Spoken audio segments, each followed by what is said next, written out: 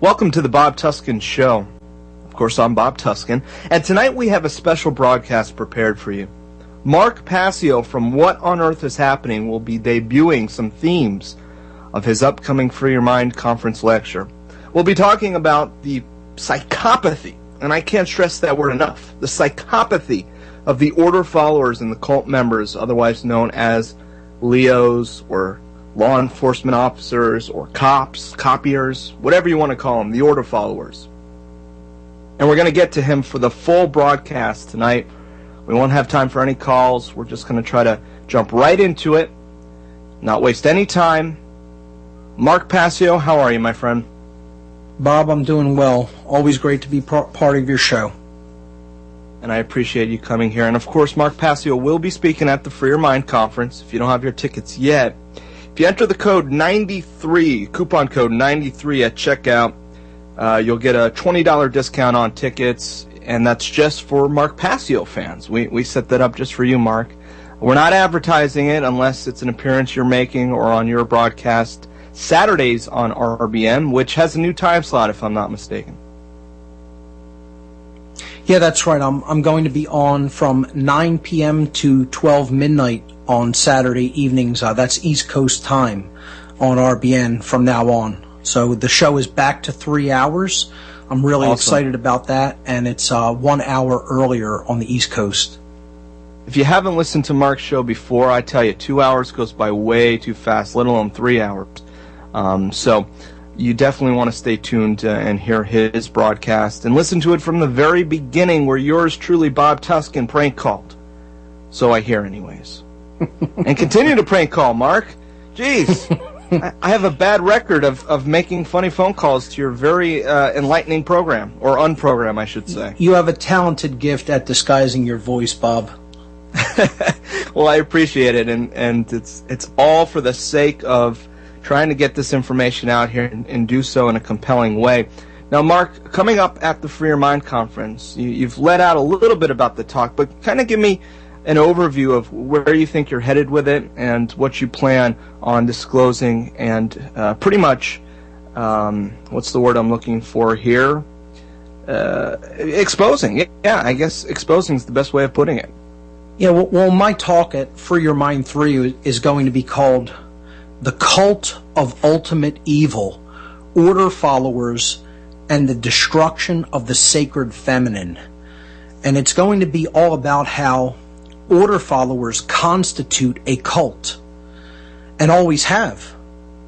This is a cult. This is something that is completely segregated from the rest of society, the order followers of our culture, whether it be in the form of military or police. And they have strict, regimented rules that they follow.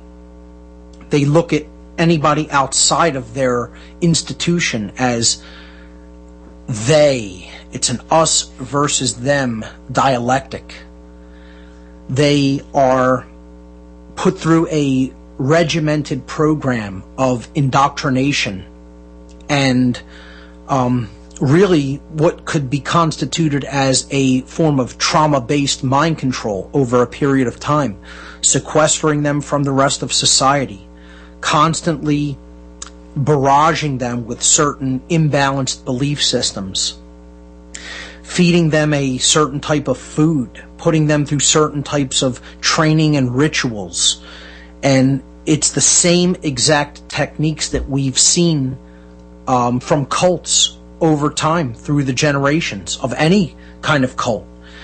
And essentially what we need to understand about order followers is that they have been trained and conditioned not to listen to their inner voice of conscience.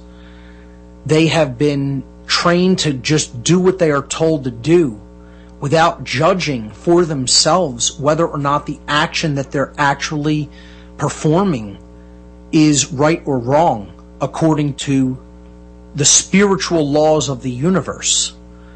They don't ever take that into account or consideration. They just act without thinking. And it's all part of really wanting to stay irresponsible. not wanting to take on personal responsibility for oneself to judge and decide whether or not an action is right or wrong under spiritual law. These are topics that I've been talking about really since I've started broadcasting, and I highly recommend people to go back and really delve deeply into my work on natural law, especially my natural law seminar that I gave back in 2013. I also recommend people to go back to my podcasts, listen to them in order from podcast number 1. And as you go through them, you'll see the tapestry of what has been going on in this world. You'll get a lot of information about occultism, particularly the dark aspects of the occult, how the occultists view the order followers that do their bidding. And, most importantly, you'll get the information that is in those podcasts regarding natural law consequences, how our behavioral decisions go into effect in the world to actually bring us the result of the experiences that we actually undergo in life. And that's all ultimately up to us to basically determine. It's up to us what behaviors we put into effect, and then natural law brings us the consequences of those behaviors. And, if you understand how this dynamic works, it really is the most hidden and occulted information in the world that the people who are controlling the entire control system don't want us to understand, because understanding it is freeing. Understanding it is empowering. And it's the only knowledge that can ultimately get us out of the mess that we've worked ourselves into as a species. The powers that shouldn't be, as I like to call them, they could care less at the end of the day about the order followers themselves, though, right? They actually completely hate them. They look at them with total and utter contempt and disdain. And, in a way, I would say I agree with their assessment and analysis of the order follower and their mindset. People will say, oh, that's so harsh and that's a nasty, terrible thing to say. But, if you really think about it from a higher level perspective, what respect does someone who has attempted to abdicate their personal responsibility to make a judgment between right and wrong behaviors deserve? Do they really deserve any respect? Do they really deserve any consideration, as a human being? They're basically saying what we want. What an order follower is saying, if you really are honest with yourself, is, I want to be able not to think for myself. What I want to do is to abdicate my personal responsibility, to make a personal judgment between right behavior and wrong behavior. And what I want to do, what I want to be allowed to do, is to listen to what someone else is telling me to do and just act on that command. Like an animal. Is that a behavior that's really worthy of respect? See, what this calls into question, Bob, is the whole dynamic of people's thinking when it comes to order followers in general. Is any form of order following ever a virtue? Can it ever be seen as a virtue? I can't think of a way in which it can. Yeah, right. I mean, people like you and me who have really seriously sat down and considered this in depth and really thought about it over a length of time, and philosophically debated all aspects of this, can make a statement like that and say, oh, there's no way that can be considered a virtue. But how many people in the world think of order followers as good people, as people who are somehow imbued with virtue, that are people that we should look up to and respect and, almost put on a pedestal as a role model? It's a good question. I'll let people ponder that during the break.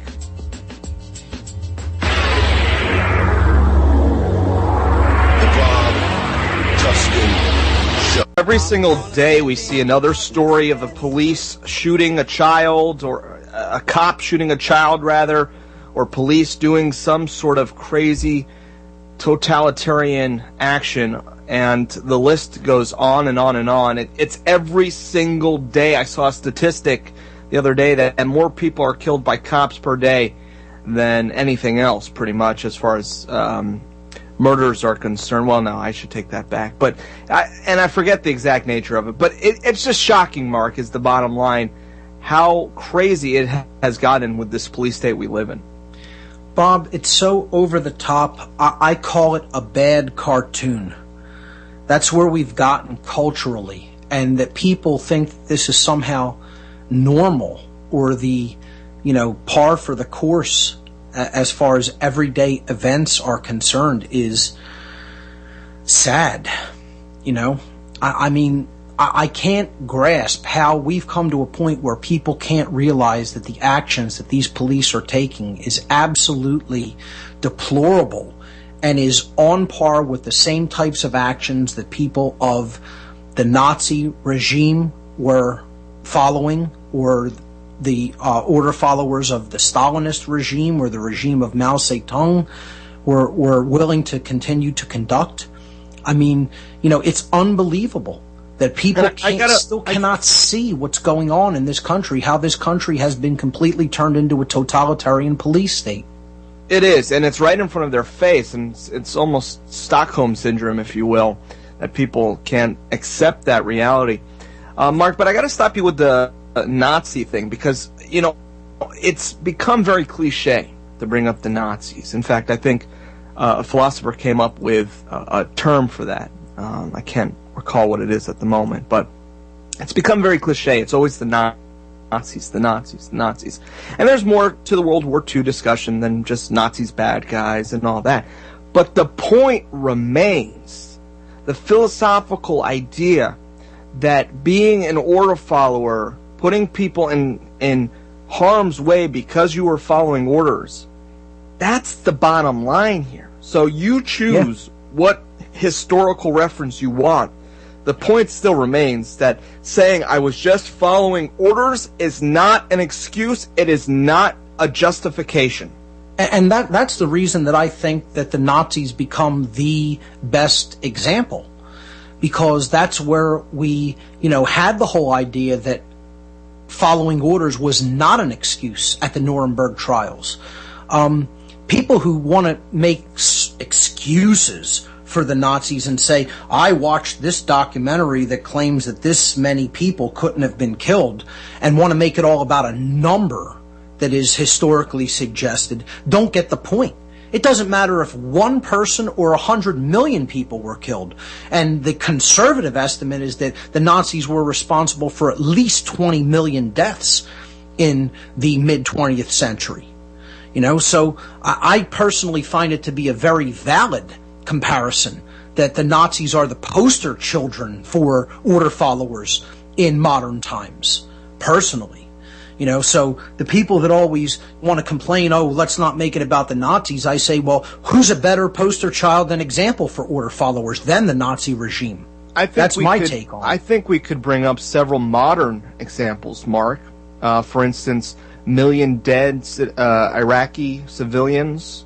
Exactly. People were just following orders. Would be a perfect example. Perfect. Exactly. Israel dropping white phosphorus gas on Palestinians. Right. Sure. Just following orders. Whoever pulled off 9/11, perhaps, probably just following orders. And what it ultimately comes down to here is, all you really have to ask yourself is, can any individual that goes into an institution that their job expects of them to follow orders, to do what they are told, or they will be put out of that job if they do not perform the actions that they are told to perform?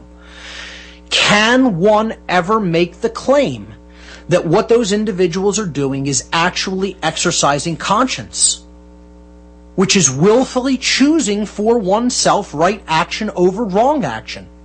Can anybody make the claim that that's what any order follower does? Any order follower. So let me ask you a question, Mark. My 2-year-old son, I need him to, at times, listen to me and follow, for lack of better description, my orders. Sure. How is that different? Because that child is not an adult being. You are acting as his steward in life, because he does not have the ability or experience to reason for himself and to judge for himself the difference between right and wrong behavior at the current time. And I think that's totally intuitive, right? That's totally intuitive. Anybody listening gets that. Well, guess what the powers that shouldn't be think of us? They think we're children. Not even children. They think we're animals. Sit, boy, sit. Fetch, boy, fetch. Call the order followers that they command their dogs. From my experience within the dark occult in the former aspects that I was involved in it, the only term I ever heard referred to the police or military was our dogs or our pets. That is the actual contempt that the people who command these institutions hold for the members of those institutional bodies called the police and the military. They actually refer to the beings in those institutions as their dogs or their pets. And what's interesting, and you brought this up in your first Free Your Mind conference lecture, what does the military wear around their necks? What's that little tag called? Yeah, they wear dog tags. Yeah, that's right. That's right. It's a symbol of what their owners think of them as animals who simply obey commands. And it's a sad thing. Anybody who wears that as a badge of honor, I don't hate them. I feel so badly for them. It's such a regrettable, horrible thing that they have come to a level of deep self-disrespect that they actually think it's somehow virtuous to be viewed as someone else as their animal. I can't even imagine living a life like that. Right. In just a little bit, Mark, I'm going to ask you the question whether or not there is such thing as a good cop. It's an age-old question, and I want you to take that on in the next break. Sure. But Mark, once again, you're going to be giving a lecture at the upcoming Free Your Mind conference. What's the title going to be? It's called The Cult of Ultimate Evil, Order Followers, and the Destruction of the Sacred Feminine. That's going to be the title of my talk at Free Your Mind 3, coming up in Langhorne, Pennsylvania on April 10th, 11th, and 12th. 10th, 11th, and 12th, just outside of Philly. And it's going to be something else, man. I'm so excited about this. And Mark, people are really starting to catch on to your work, and rightfully so, because we need this at this time more so than ever before. All right, folks, we're going to get back in just a little bit with Mark Passio. In the meantime, please check out all the speakers at the Free Your Mind Conference website, freeyourmindconference.com. Tickets are on sale now. Please buy your tickets now to help support the cause. We have no Federal Reserve notes funding this.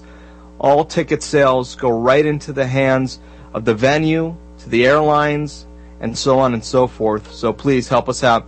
Buy your tickets or make a donation. All right, folks, we'll be right back. And when if I can speak here, and when we're back, I'm going to ask Mark the question whether or not there's such thing as a good cop.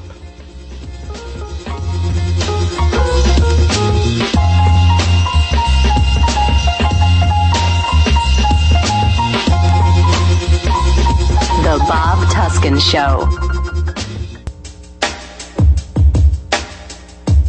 Through their ministries of propaganda, each took complete control of the theater, the movies, the radio, every cultural activity and every channel of information.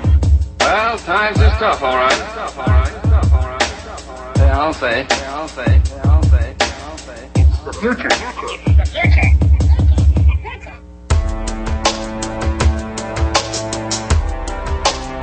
All right, welcome back to the Bob Tuskin Show. We're talking with Mark Passio.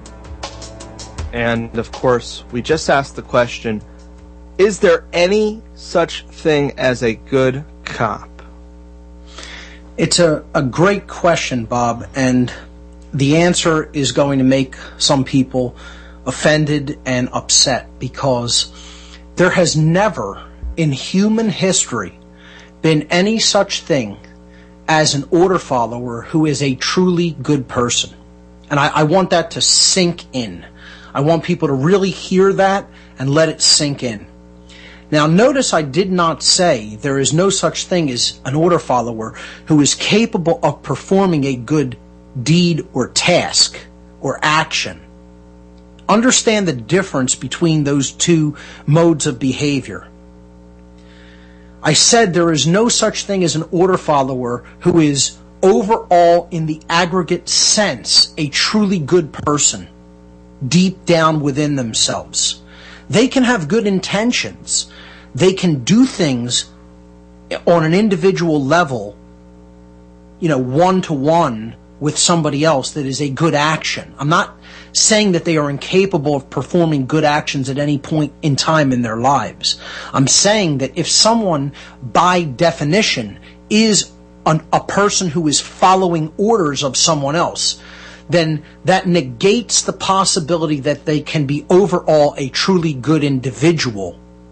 Now, why is that? Let's explore the answer. That's the answer that I've given to that question. Anyone who can consider themselves an order follower, who is doing a job where they are somehow under some form of obligation to follow someone else's orders, cannot be a truly good individual person overall in the aggregate sense. Why is that the case? Why do I make that statement? So, by definition, what an order follower is doing, if we look at the actual task that they perform, they are carrying out actions which they have been commanded to perform by someone else. And almost universally, they carry out those actions without first critically judging that action for themselves in their own mind as to whether that action is actually morally right or morally wrong. They just say, this is my job. I am being paid to perform the commands that I am ordered to perform, and I just do them when they come down to me. Let's be honest, that's what an order follower does. That's what a cop does. That's what a soldier does. That's what someone in the military does. And they'll be all too happy to tell you that that's what they do. They'll say, I'm not a thinker, I'm a doer. They'll say, I'm not the person who writes or makes the laws, I'm the person who enforces the laws. They're all too happy to tell you that I am not the person who philosophically debates or weighs the morality of this behavior. I just carry it out. That's the definition of an order follower. Someone who carries out actions which they have been commanded to perform without first critically judging for themselves whether or not those actions are morally right or morally wrong under natural law, under spiritual law. Now, that's the definition of an order follower, whether anybody agrees with it or not. That is the definition of following orders. Now, can anybody say that's not what the police and military are? I don't think anybody can make that claim, that the police and military sit there when they're given a command or an order and say, I need to sit here and weigh and judge and debate whether or not this order is actually moral, whether it actually brings harm to someone else. That almost universally, they do not do that. They say, this is what I do. I am commanded to do this job. I'm commanded to perform this action. And I'm going to carry out that action when that order comes down. So, by definition, if these people are following the orders that are coming down from another being at a higher level of some hierarchical institution above them, can anybody make the claim that what they are doing in the performance of those actions is truly exercising their own conscience? I don't think anyone that is thinking logically can ever make the claim that what an order follower is doing is exercising conscience.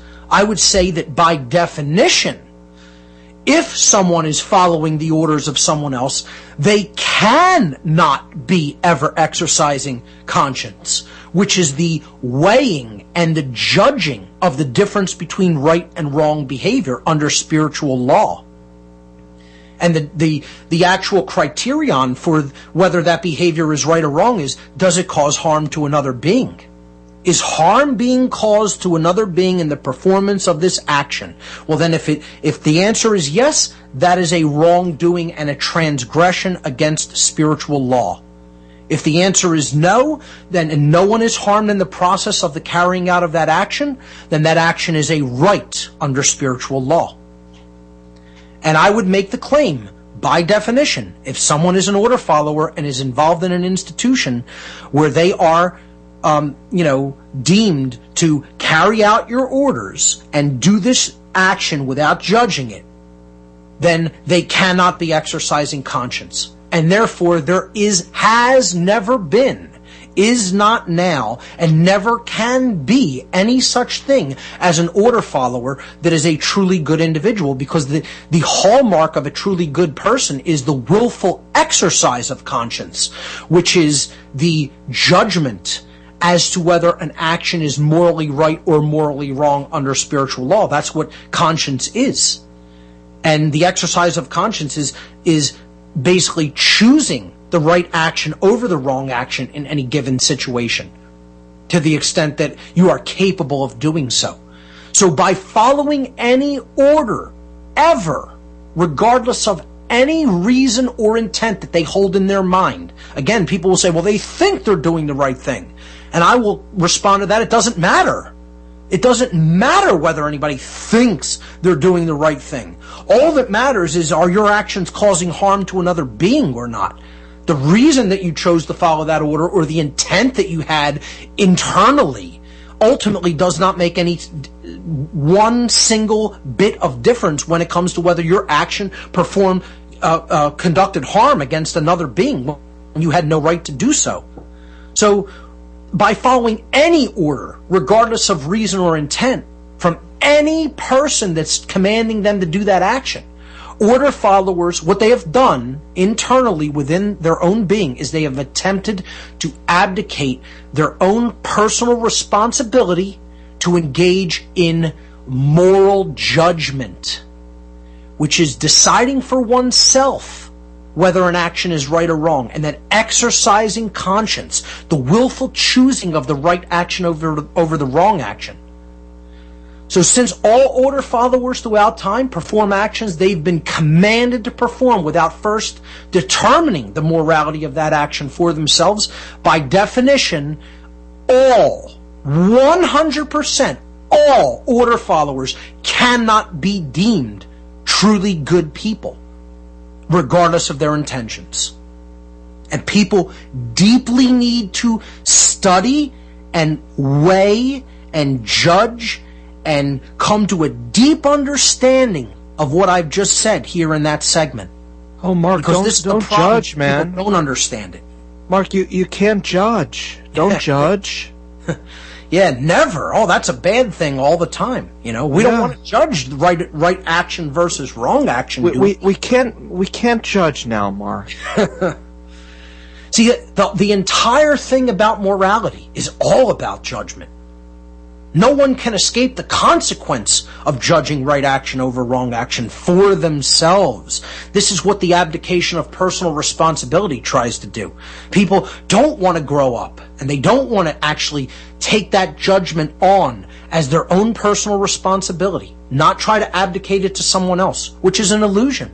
You can never actually abdicate your own personal responsibility to judge the difference between right and wrong behavior for yourself to someone else. Cannot be done. All you can do is claim that you are doing that. But in actual point of fact, reality in nature, you can never give that personal responsibility to another being. You own it whether you like it or not. And that's what the order follower is constantly trying to do, to abdicate their personal responsibility. And no one should let them off the hook to exercise that kind of moral judgment for themselves, which is not only the birthright, but the duty of every living human being. When we come back, we're going to take a call from Ray. He is a former police officer, from what I understand, and also a student of natural law. I can't wait to hear from him. Don't go anywhere. Mark Passio joins us on tonight's Bob Tuskin Show.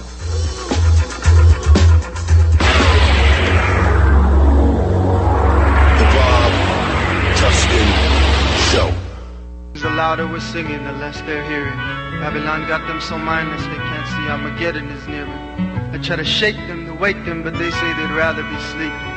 So don't be surprised if my eyes can't disguise that inside me my spirit is weeping.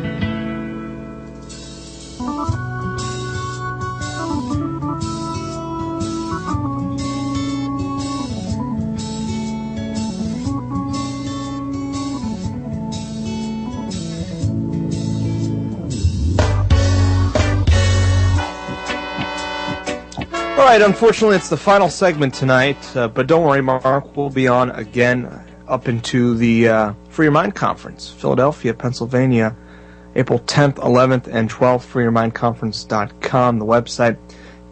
Mark, we have a call here, and, I wasn't planning on taking calls, but I think this is going to be a great discussion, and I want to bring on Ray Karczewski. Ray, Mark was telling me a little bit about you. Go ahead and introduce yourself, and welcome to the show. Well, thank you, Bob. As you know, I'm a retired police sergeant from Pacifica, California, a department in the Bay Area of San Francisco. And I was a sergeant in the 60s. This is almost 44 years ago. And times were different at that point. I worked for a moral chief of police whose name was Neil Tremaine. This man allowed a free rein to people to use judgment. There was very little orders given at that time. I must say that I am not, and I was not, I was never an order follower. I was trained, like all cops are trained in the academy, but I also had within me the spirit of following God's law, which is do no harm. If there were harm involved, a victim involved, a crime involved, I did my job. In some ways, I was ignorant of statutory law, and I participated in that for a time. But basically, I rose through the ranks rather rapidly. In 3 years, I made sergeant, and I remained that for 5 years until my philosophy of do no harm was having an effect upon, I was a training officer, and I was having an effect upon the people that came into the business. And I must say that I was surrounded by people who were order followers. And so a natural conflict began to arise, but as I say, I did my job. I was rather popular in the community, and they would have difficulty in firing me. Now, I had a back injury, so they used that to force me into a retirement. Good cops don't last long. They're moved out under many pretenses, such as I was. I did not want to retire at the time, but as I say, I was in a position where I had a family to support, and I did what I had to do. But I was never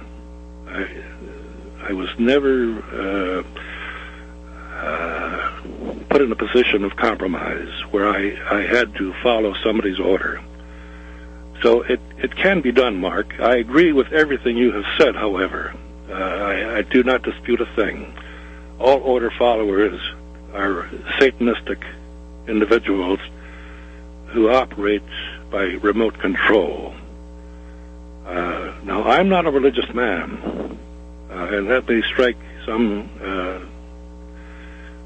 as interesting, because I believe that all men, I do not believe, I assert that all men who are simple men and women of truth are Christs. That's all a Christ is. So we are all potential Christs if we follow God's law of do no harm. But we are inundated with the mind control effects of conditioning that are brought on by our educational system, by the satanic government, by the satanic schools, the media, this type of thing. So we all rely upon the letter of the word, and that letter can be twisted. That's the nature of the legal profession. That's Satan's profession. But good men and women must live under those circumstances until they rise above that detrimental conditioning and rise to the non-dualistic point of truth, where they are one with truth, one with God, and one with no harm. That's the lesson of life. That's what I do at this point. For the last, 44 years. I'm 77 now, and I write quite a bit on the Internet.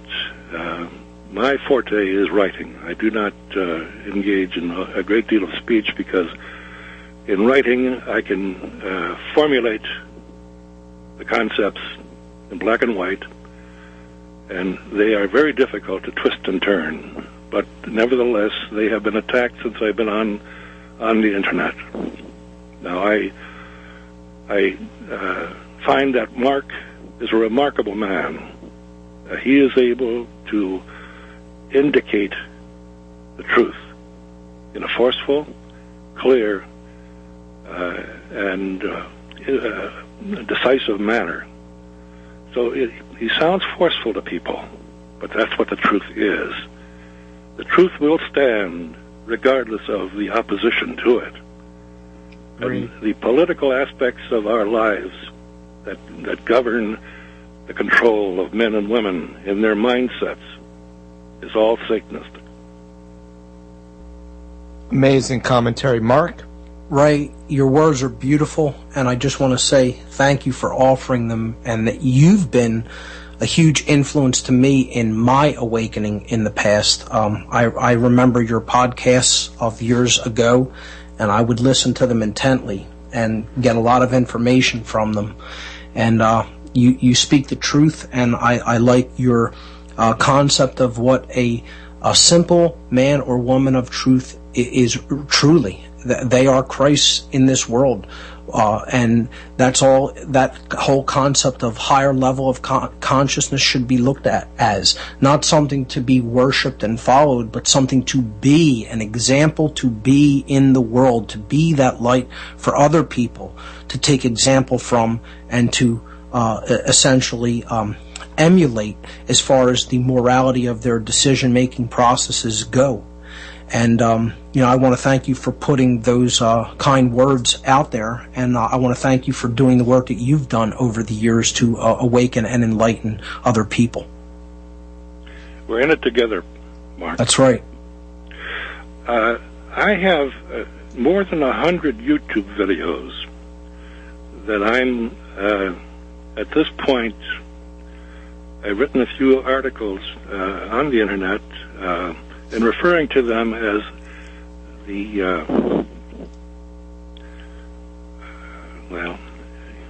it'll lose my mind now what the title is, the Gospel of Ray the Christ.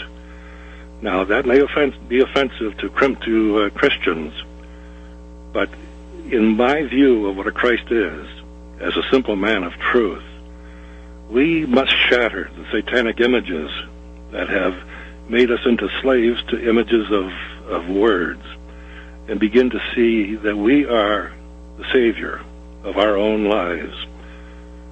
And so these more than about 145, I think, YouTube videos are on my site, arkenterprises.com, and I would suggest that we're in a very bad bind at this point with the New World Order, the satanic New World Order, trying to force itself upon us. Yes. We hold the power in our hands, each of us. We give that away. We waive our rights. We consent to being a member of an organization wherein we must follow the dictates of that organization. Well, that's a corporate government, which is not government at all, but a corporation. And we are enslaved by the rules of that corporation. Each of us can break loose of that any time we want, because we are living, breathing, flesh and blood, sentient, natural men and women. The corporate state does not have any jurisdiction over living men and women. It only has jurisdiction over the juristic person, which is name spelled in all capital letters, that is found on the birth certification. Yep. Ray, it sounds like you need to be one of our speakers at the Free Your Mind Conference. Mark, thank you so much. Ray, thank you. Coming up next, Clint Richardson, the Corporation Nation. What a great lead into that. I'm sure he follows many of the sentiments that were just mentioned. And he'll be a speaker at the Free Your Mind Conference. So I can't plug it enough, folks. FreeYourMindConference.com. And thank you so much for listening to tonight's Bob Tuskin Show. We're gonna chase those crazy ballets out of town. Chase those crazy ballets out of town. This has been another edition of the Bob Tuskin Show. Activism in action. Now go plant some seeds.